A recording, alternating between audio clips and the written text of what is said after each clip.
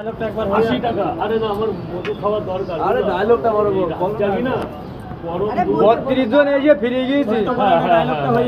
এক প্লেটে 3টে পরোটা, আনলিমিটেড তরকারি, একটা আপেল পেঁয়াজ, একটা কাঁচা লঙ্কা, একটা সেদ্ধ ডিম, মাত্র 30 টাকা। যাতে হবে না ট্রেনে টিকিট। দাদা দাদা অফিসে আপনি বলুন স্যার, আপনি বলুন কটা করে একটা করে ডিম দেবো না আজকে? আজকে একটা মহৎ দিন ক্যাপেলদের জন্য। দাদা দাদা দাদা সাইডে সাইডে সাইডে আমাদের 3 মিনিট টাইম দুটো হয়েছে, দুটো। দাদা তোমরা কোথাও যাবে? আমাদের চিড়িয়াখানায় আপনার এখানে 11টায় গেট করবে। এখন কি করবে এতক্ষণ আমার এখানে? বড় উদ্দেশ্য আপনার এখানে তাহলে লোকজন তাকে একটু আনন্দ পাবে। ওখানে গেটের গোড়ায় হা করে দাঁড়িয়ে থাকতে হবে। আমার বাড়ির পাশে চিড়িয়াখানা।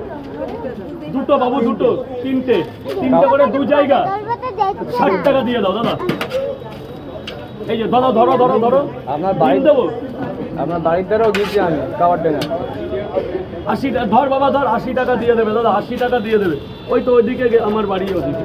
তুমি কিন্তু দাদা, আমি বলছি কি, এরপর দিন আসলে আমি আর কি 500 মধু দিয়ে আসবে, যা দাম আমি দিয়ে দেবো। কোনো দাম লাগবে না, এই দেবো বললাম দাদা, কোনো দাম লাগবে না। এই দেবো মধু আর দুধ এনে দেবো তোমার জন্য। দুধও আছে? হ্যাঁ ঠিক আছে, অরিজিনালটা দিই, একদম খাঁটি। 80 টাকা। দেখি স্যার টাকা নিইনি স্যার। ও স্যার, রবিবার আছে, রবিবার ছাড়া আসতে পারো না দিদি। টাকা দিলাম 80 টাকা। 80 টাকা দিয়েছে?